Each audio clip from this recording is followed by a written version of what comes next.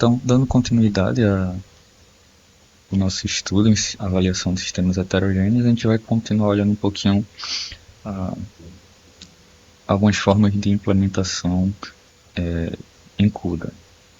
Então, a gente tinha visto anteriormente que para fazer a programação do kernel, para ajustar o código que a gente vai executar no device, a gente faz a organização em grids e blocos. Então isso, os blocos, é o que vai estar executando, que vai chamar, instanciar as threads que vão ser executadas no nosso sistema. E aí, os grids e os blocos, eles são, por padrão, eles contêm 3 dimensões.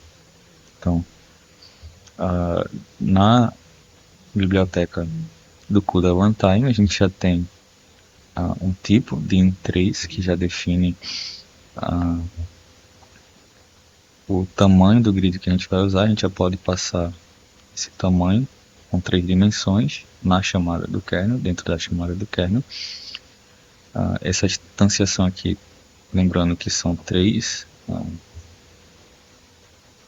símbolos aqui, então ainda teria mais um, mas só para a gente visualizar como é que funcionaria. Então a gente chamaria o kernel, pode passar esse valor aqui do grid size, o block size, que é o tamanho do bloco, quantas threads a gente vai ter no bloco.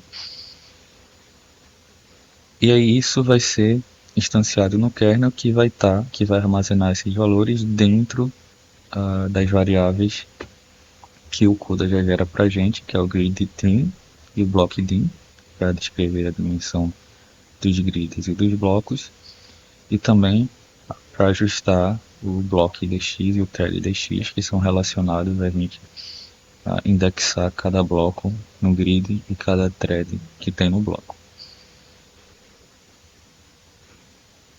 Então, por exemplo, se a gente define nesse exemplo aqui, a gente definiu uma dimensão só. Então, se a gente tem um grid size 32 por 1 por 1, a gente tem um grid de uma dimensão que vai conter 32 blocos. E cada um desses blocos a gente também instanciou com uma dimensão 128 por 1 por 1. Cada um dos blocos vai ter 128 threads. E aí no total, para executar esse kernel, a gente vai ter 4.096 threads executando no kernel. A gente faz essa multiplicação, cada bloco com 128 threads, a gente multiplica pelo número de blocos e tem o número total de threads. E essas threads vão ser organizadas pelo sistema, pelo CUDA, para estar executando de forma paralela ou concorrente, dependendo de como elas vão ser sincronizadas na execução do kernel. E, por exemplo, mesmo se a gente definisse um inteiro grid size 32, um inteiro block size 128, o CUDA automaticamente ia inicializar as outras dimensões, y e x, como 1. Então, sempre o grid size e o block size ele vai ter 3 dimensões, e se a gente deixar implícitas as dimensões, não instanciá-las, elas vão ser inicializadas com 1. E uma coisa interessante da gente fazer, que melhora a escalabilidade do código, é a gente definir o tamanho do grid de acordo com o tamanho do dado que a gente está processando. Então a gente garante com isso que a gente vai ter thread suficiente para processar a informação. A gente vai ver em seguida porque isso é interessante não só para garantir o número de threads, mas tem a ver com a performance do kernel também. E ao invés da gente ter um número pré-definido do grid, a gente usa esse número que tem relação com o tamanho da entrada. Então, por exemplo, se a gente quer blocos que tenham 256 threads, a gente pode fazer uma relação que o tamanho do grid vai ser um n dividido por 256. E a gente pega o teto, porque se esse número não for inteiro, a gente garante que tem thread suficiente para processar a informação. Então, por exemplo, se a gente vai fazer uma soma de vetores, por exemplo, e esse vetor ele tem dimensão 1000 e a gente quer processar fazer essa adição com um bloco de tamanho 256, cada bloco com 256 threads. Então, para processar esse vetor de tamanho 1000, a gente precisa de pelo menos 4 blocos.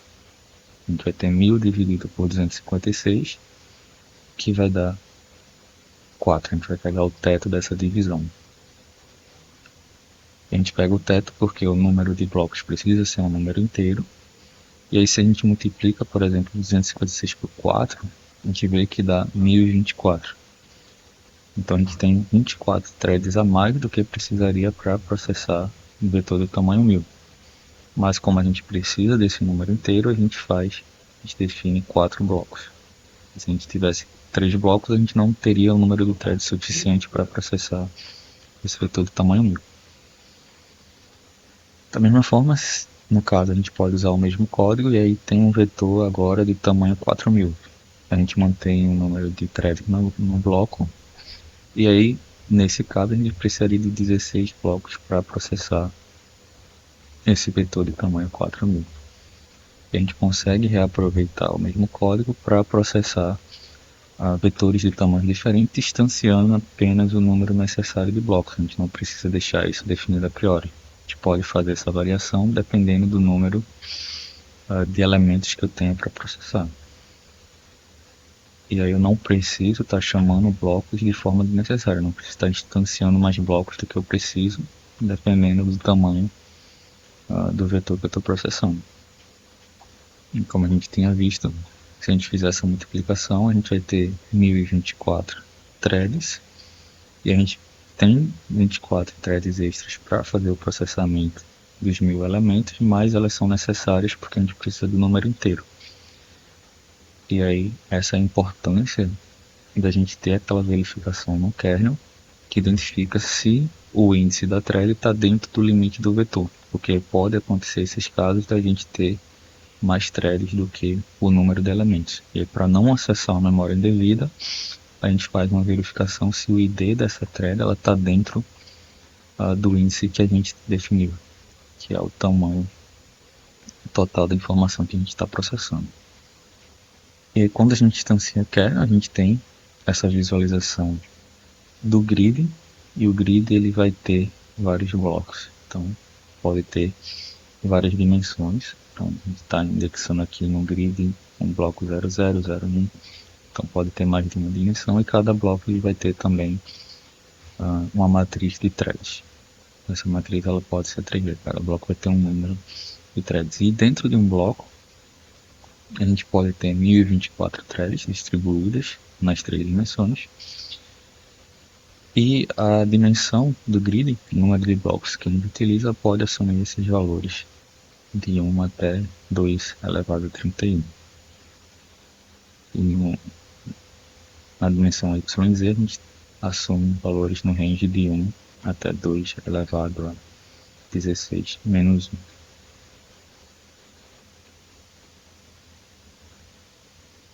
Então, como a gente viu anteriormente, a escolha das dimensões do grid, do número de threads, vai depender dos dados e das operações que a gente tem que fazer. Então, por exemplo, na GPU a gente trabalha muito com imagens, que são informações matriciais. A gente tem 2 dimensões, ou dependendo da quantidade de canais que a gente tem na imagem, a gente pode ter 3 dimensões. E geralmente a gente faz alguma operação que requer uma vizinhança, que requer informação de uma região dentro da imagem. Então a gente pode fazer o mapeamento dos índices para processar essa região. Então, por exemplo, se a gente utiliza o ID, que é dado pelo CUDA do bloco e das threads, a gente pode fazer um mapeamento do índice da thread que está processando para pegar o valor absoluto que vai ser a posição da matriz. Fazer a relação entre o ID da thread, o ID do bloco, com a posição da matriz. E aí a gente consegue fazer um mapeamento tendo um índice absoluto do índice da thread para o índice da matriz. E é como as informações de uma matriz ou de qualquer vetor, são armazenadas geralmente de forma linear na memória. Então, se a gente tem a indexação por linha, a gente vai ter todas as posições em sequência lá na memória, toda a linha colocada em sequência. E em seguida a gente vai ter as informações da outra linha. Então, assim sucessivamente. Então, a gente vai ter a indexação por linha da matriz e isso vai estar armazenado de forma sequencial na memória. Então, a gente consegue depois pegar esses índices absolutos e fazer o mapeamento da indexação da posição da matriz para a posição que a gente tem armazenado no hardware. E aí a gente utiliza a mesma ideia da que a gente fez com os vetores. Então, para definir um grid size tem mais de uma dimensão, a gente define cada dimensão dependendo da dimensão correspondente que a gente tem na entrada. Então, por exemplo, se a gente tem uma imagem, uma matriz 62 por 76, a gente faz o teto da largura dividido pelo número de threads. Nesse caso, eu vou ter 16, eu quero 16 threads na dimensão x, que seria a largura, eu quero 16 threads na dimensão y, que é a altura, são as linhas.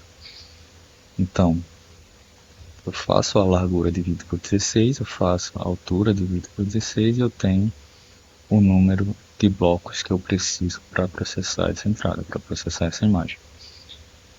E aí, por exemplo, se a gente, para outra imagem ou para outra entrada, a gente quiser manter o mesmo bloco, o mesmo número de threads por bloco, a gente consegue fazer essa variação. Então, se a gente tem uma entrada de 1500 por 2000, a gente precisa de um grid de 94 por 125. Se a gente tem essa matriz 62 por 76, a gente precisa de um bloco a gente precisa de 64 por 80 blocos de 16 por 16 threads.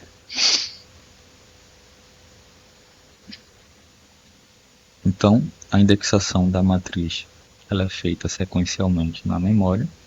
Então, a gente vai ter a indexação por linha. Então, da primeira linha, cada elemento vai estar numa posição da memória sequencial.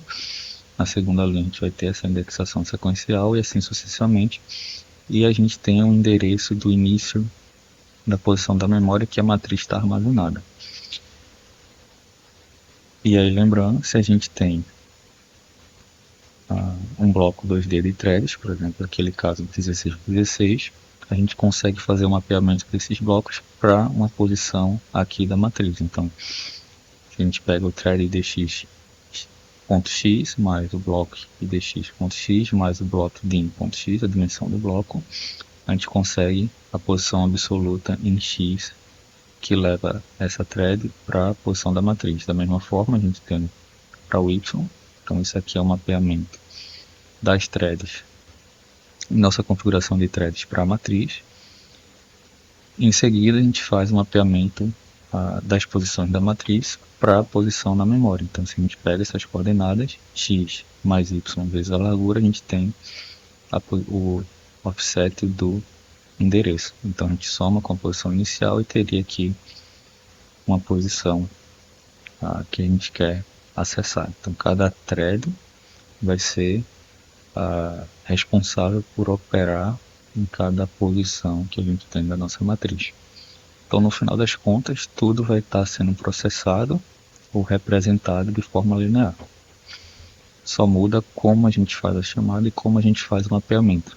E aí o CUDA ele tem essa definição de threads, blocos em 3 dimensões para a gente ter essa abstração de como as informações elas são mapeadas na memória. A gente consegue fazer a indexação pegando os índices e a dimensão do bloco da thread, consegue fazer o mapeamento direto e a gente não precisa se preocupar em acessar diretamente o endereço de cada posição da memória, acessar a informação.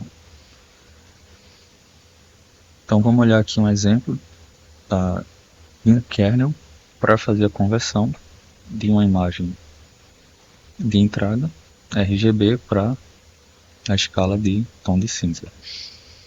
Então, se a gente utiliza aquela indexação, a gente define um bloco de thread 2D, então a gente consegue fazer o mapeamento do bloco utilizando o IDX da thread, o IDX do bloco, a gente consegue a informação de linha e coluna correspondente na entrada. E a gente precisa fazer a verificação, a gente pode ter aquele caso de ter mais threads do que o número de elementos, então a gente faz essa verificação se essa linha e essa coluna está dentro dos limites da entrada, dentro dos limites da matriz. Se tiver, se for menor do que a largura, menor do que a altura, a gente faz o mapeamento do offset, que é o offset da posição que vai estar armazenado na memória, do endereço que a gente tem. Então o ponteiro que a gente passa é a primeira posição da memória e o offset é o quanto a gente vai andar nessa memória para acessar o elemento. E aí, como a gente está lidando com uma entrada RGB, a gente tem uma multiplicação por 3, porque a gente tem um offset de cada canal, o vermelho, o verde e o azul. Então, da mesma forma que a gente tem sequencial, as informações, a RGB vai estar armazenada de forma sequencial. Então, na primeira posição eu vou ter o R, o G e o B. Para o segundo elemento eu vou ter o R, o G e o B, e assim sucessivamente, que a gente vai estar acessando. E computado o offset, a gente pega o offset absoluto da matriz que a gente computou para a saída. Então a gente tem um endereço que a gente já reservou na memória. Então lembrando, quando a gente chama um kernel, a gente tem que reservar um endereço na memória para copiar o que a gente tem na CPU para a GPU, e a gente tem que reservar um endereço de memória para copiar o resultado e levar de volta para a CPU. Então esses elementos eles já estão copiados para a memória, já está reservada, e a gente só acessa pelo ponteiro que a gente tem. A gente faz o cálculo com as informações que a gente recuperou e deixa isso armazenado. Então cada thread ela vai ser responsável por uma posição da matriz de entrada. E a gente consegue fazer essa conversão para tom de cinza de forma paralela. Então nem todas as posições vão estar sendo processadas no mesmo instante de tempo, no mesmo intervalo de tempo, mas isso vai estar rodando na GPU de forma concorrente. Então a gente vai ver depois como a GPU ela sincroniza e agenda essas operações, mas a ideia é que a gente tenha operações sendo processadas, mais de uma operação sendo processada por um conjunto de threads que executam a mesma instrução, que é dos processadores SIMD, que estão executando a operação em regiões diferentes da entrada. E a gente consegue aproveitar diferentes unidades de processamento que a gente tem no hardware para fazer isso de forma mais eficiente. Então esse é o exemplo que a gente tinha visto anteriormente. Então imagine que a gente tem a imagem 62 por 66 e a gente vai fazer o processamento com um bloco de 16 por 16 threads. Então cada bloco vai estar atuando numa região da entrada e vai retornar para a gente, vai copiar para a gente na saída o resultado da operação. Então se a gente vir aqui nessa matriz, ela está numerada por regiões, que significa que são regiões que as threads vão atuar de forma diferente. Não de forma diferente, mas que vão atender o nosso condicional aqui. Então se a gente olha, a gente tinha visto que para processar a imagem 62 por 76, a gente precisava de 4 e 5 blocos. Então a gente vai ter aqui na largura 5 blocos e pela altura 4 blocos sendo processados. Dentro dessa região 1, significa que todas as threads elas operam dentro da imagem, está dentro dos limites da imagem. Para o caso que a gente tem, que passa dos limites, né, da nossa largura, a gente vai ter mais duas threads do que é necessário. Então, se a gente multiplica 4 por 16, a gente vai ter 64, mas a gente só tem, a imagem ela só tem 62. Então, toda essa região 2 significa que os blocos aqui vão ter 4 threads nativas. A gente vai estar reservando recurso que não vai estar sendo utilizado. Da mesma forma, se a gente multiplica 16 por 5, vai dar 80 e a gente vai ter 4 threads a mais do que é o necessário. Então a gente tem uma sobra aqui, tanto da relação às linhas, a gente tem 2 threads, quanto em relação às colunas. Então, nessa região a gente vai ter sempre 4 threads que não estão sendo utilizadas. Nessa região a gente vai ter 2 threads que não vão ter sendo utilizadas para cada um dos blocos. E aqui na quarta região a gente tem essa soma aqui das threads que não estão sendo utilizadas.